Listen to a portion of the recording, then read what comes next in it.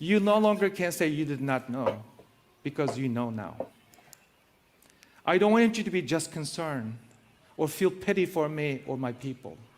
I want you to be outraged, and I want you to act. Consider partnering with I want you to bomb China. an organization like the Human Rights Foundation. Mira que ya viene la revolución, para que se asustan será pa' mejor. Es el pueblo entero el que ya está gritando, ¡viva la revolución! Iranian nuclear weapons development. They have turned the island into a communist hellhole. The experiment in Venezuela has failed completely.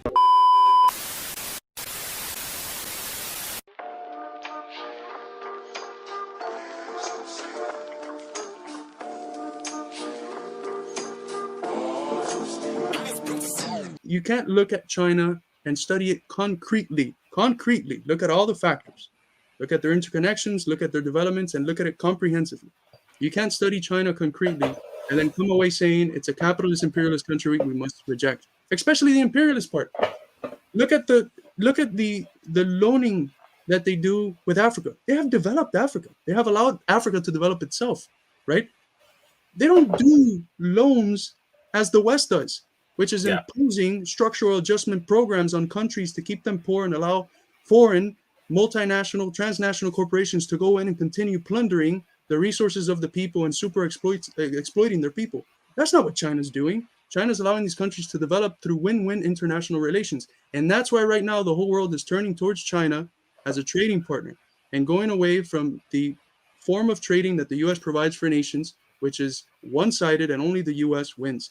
And that's why we're seeing all these proxy wars against Russia, against China. That is the real reason why. They are, through win-win relations and through solidarity, they are effectively limiting the sphere of influence of empire. And we know that imperialism is a stage where empire has to constantly expand its spheres of influence, and it has to go to war in order to do that. And so that's what we have right now in Russia and in China. We have proxy wars because an alternative world that wants to trade in a mutually beneficial way is developing, and the US cannot have that. Speaking of that, just like you mentioned, how the whole world is looking to, the global South is looking to trade and expand relations with China. The imperialist countries are looking to provoke war and use proxies like the Uyghurs and extremist groups in Western China to destabilize it. And this is one of the biggest spells I think that's happening now, is the so-called Uyghur Genocide. You guys have gotten a lot of heat for critiquing it and calling it out. One of the very few channels, and props to y'all for doing that, because not a lot of people are actually willing to do that.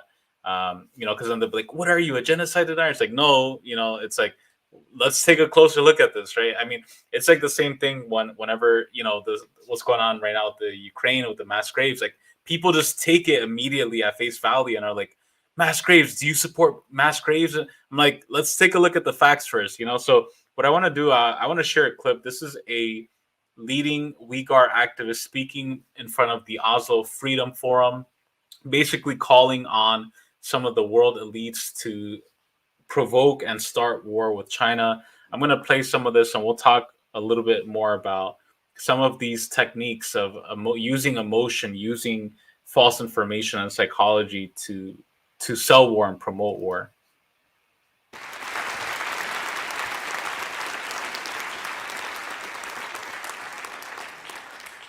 Imagine that you're on your way to drop your daughter off at school. Every 100 yards, you pass a checkpoint where, because you're Uyghur, the police check your ID, iris scans, monitoring every movement you make. Imagine that once your daughter gets to the school, she's interrogated with questions such as, do your parents pray at home or read the Quran? And imagine her honest answers land you in a concentration camp the next day.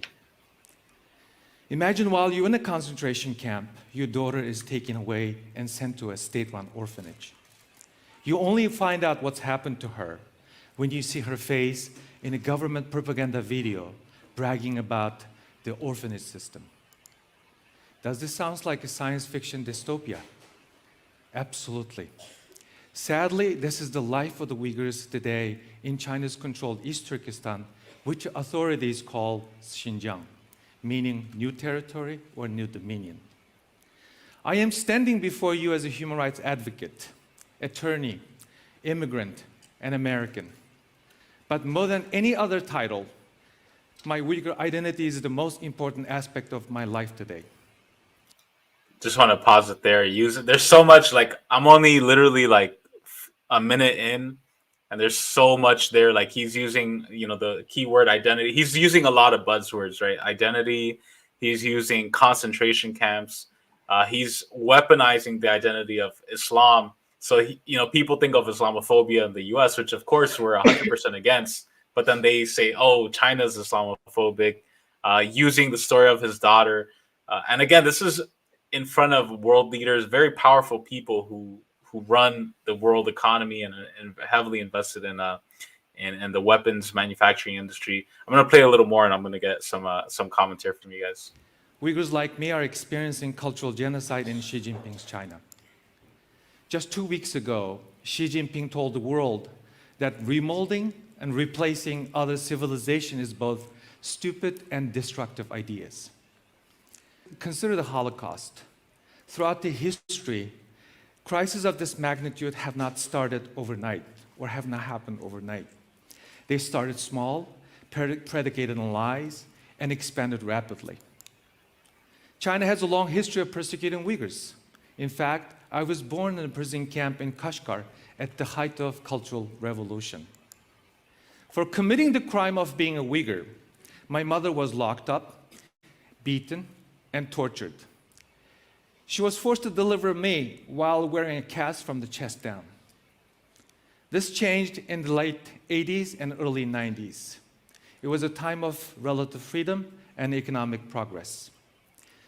I remember going to religious services with my father on an important holidays.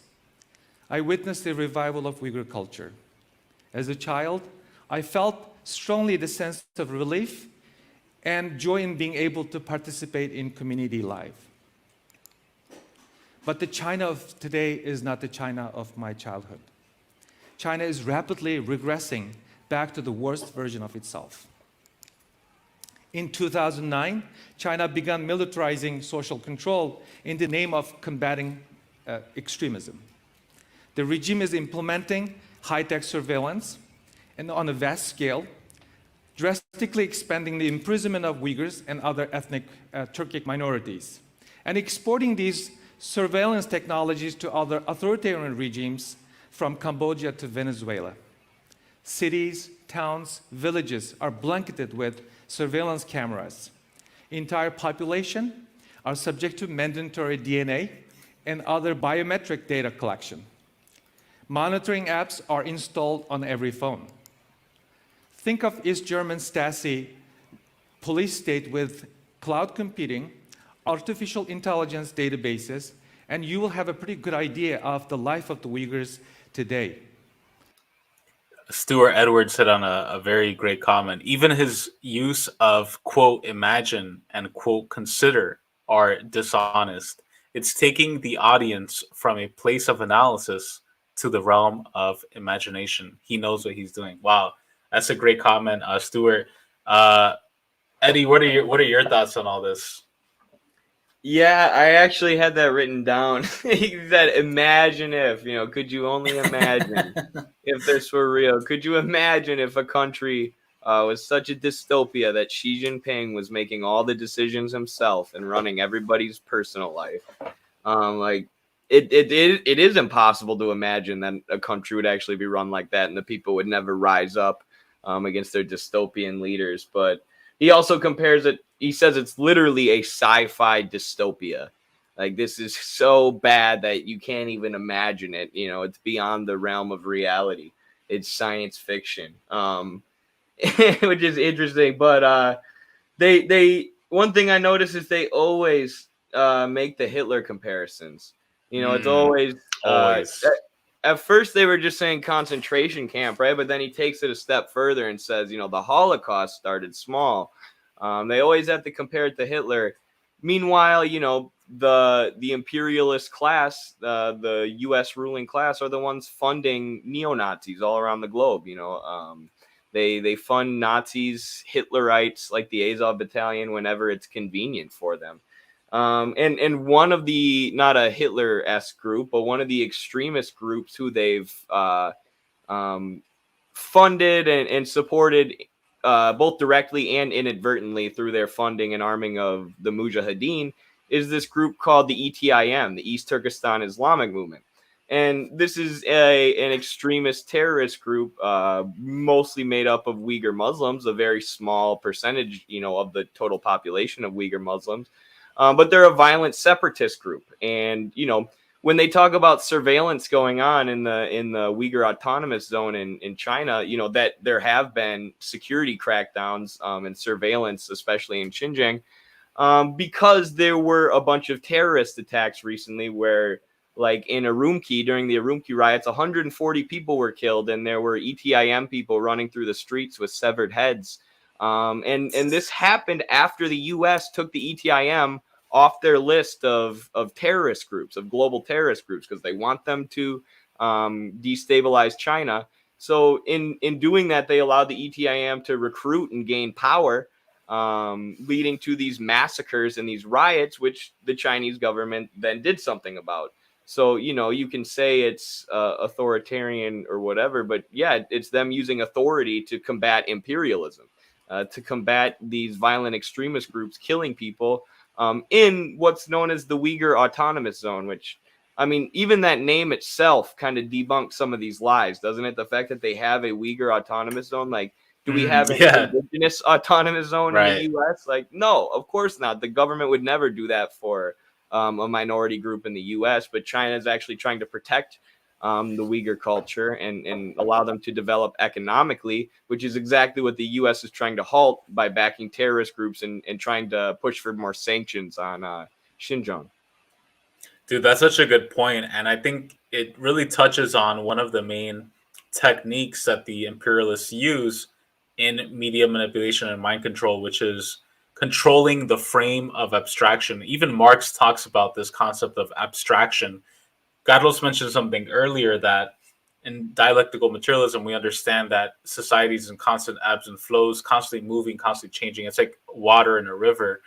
And this happens with any conflict, right? There's going to be the first punch in a fight. You see a street fight, somebody, let's say hypothetically, you're walking down the street and some guy runs up to another guy and just like punches him really hard in the back of the head to steal his phone. And the guy gets, he falls to the ground, he drops his phone.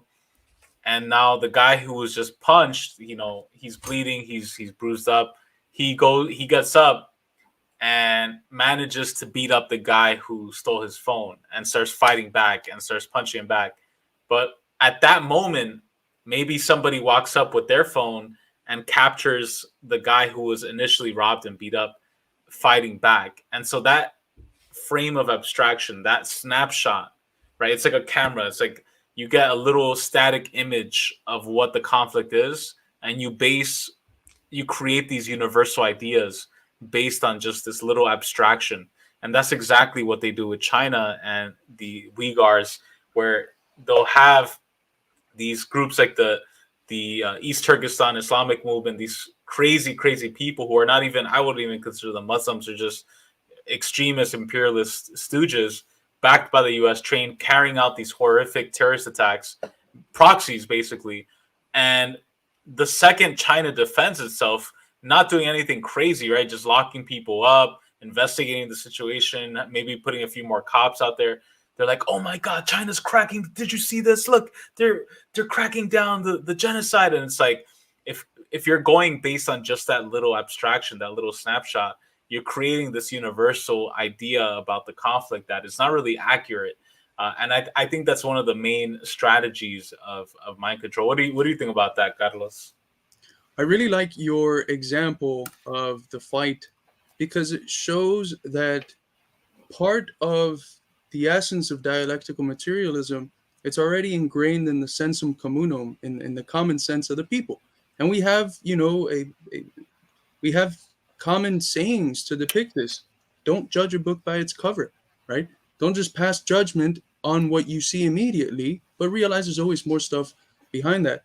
So I think that's absolutely right. But what's funny is that this guy says he's a humanitarian and an activist and someone who really values human rights. But he's in favor of the treatment that the U.S. has given Muslim extremism. So I guess, drone strikes and bombs are more humanitarian than some oversight so that the extremist groups like the ETIM that the U.S. has funded in the region to fight communism, so that those groups don't continue hurting communities like the Uyghur community itself, right? So, but this is a human rights advocate. But in part, he's right? He's talking about the country that with only 4% of the population has 25% of the, oh no, that's the US. That's not China. It's not China, the one with concentration camps locking up a quarter of the world's prisoners. It's the US. And it's doing it disproportionately to black and brown people. It's just a joke. It's atrocity propaganda because it makes the people doing this that know they're doing it for profit. They know they're doing it to fight off the enemy that is shifting global markets away from American imperialism. They know they're doing it for profit, but they need a nice little story to feel good at night. And that's where the atrocity propaganda comes in, so that they can feel good and so that they can lie to the masses that are well-intentioned. No one wants concentration camps. No one wants cultural genocide, right? But if you engage with the information as most Americans do, which is just abstractly, most working people are too busy working most of their life and enjoying the little time that they have off, watching sports and stuff. They pay too much attention to this and to study it the way that you need to study it in order to see through it. People are well-intentioned. No one wants concentration camps, so people are going to buy into it, right? But this atrocity propaganda is so important to debunk because it reaches people in the way that we communists should, not just at the level of reason, but at the level of passion, at the level of emotions. And that's really what moves people. You can't have a revolution if people are just rational. There's no emotion. You need emotion in order to have a revolution. And in order to sustain the existing hegemonic order, they also need emotion. They need people to be tied to the existing order and tied to the enemies the existing order has. Dude, tied to having as enemies the existing order has. Sorry. Such a great point. And no, it's 100%. Like they weaponize that emotion.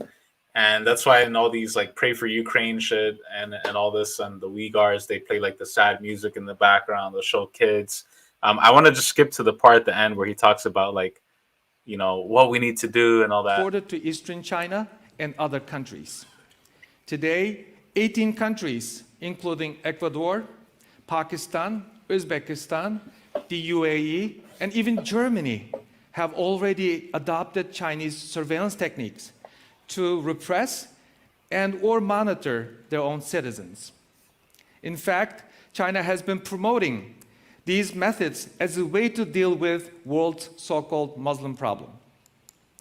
About 12 years ago, the Chinese authorities confiscated my parents' passport when my brother married the daughter of a leader who spoke at this forum earlier. I haven't seen my mother since my law school graduation 15 years ago. My parents have not met 5 of their 8 grandchildren. Let's skip to the part at the end where he... even though Chinese citizens to even know the existence of these camps. This is a problem for those of us in this room and leaders around to solve. If you remain silent, this problem will persist and spread. And that's if we remain silent, this problem will persist and spread. What does that say about us? Many business leaders, scholars, government officials are feigning ignorance today. History won't be kind to those who turn a blind eye. Our silence is aiding the status quo. You no longer can say you did not know, because you know now.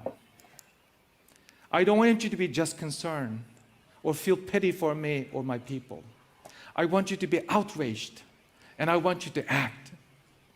Consider partnering with I want you to bomb China. An organization like the Human Rights Foundation. You no longer can say you did not know, because you know now. I don't want you to be just concerned or feel pity for me or my people. I want you to be outraged, and I want you to act.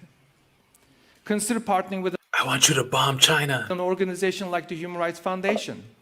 Make your voices heard and speak loudly and tell your country that they need to stop doing business with Xi Jinping's China. Pressure your government officials to stop trading with China and companies like Huawei and Hikvision. Pressure the International Olympic Committee. Demand the Chinese shut down these camps if they still want to host the They just show Hitler in the 2023 background. Olympics. Don't invest in the companies building facial recognition, racial profiling surveillance system. Pressure your government to adopt the Magnitsky Act. Business as usual cannot continue. The famous words of a clergyman by the name Martin Niemöller in the Nazi Germany have a new resonance today. When I was growing up, I never thought that this could happen. If you don't stand up and fight for your rights, this could happen to you. So crazy stuff. Stuart, again, with an amazing comment. He literally just hypnotized his audience and is closing with the hypnotic command.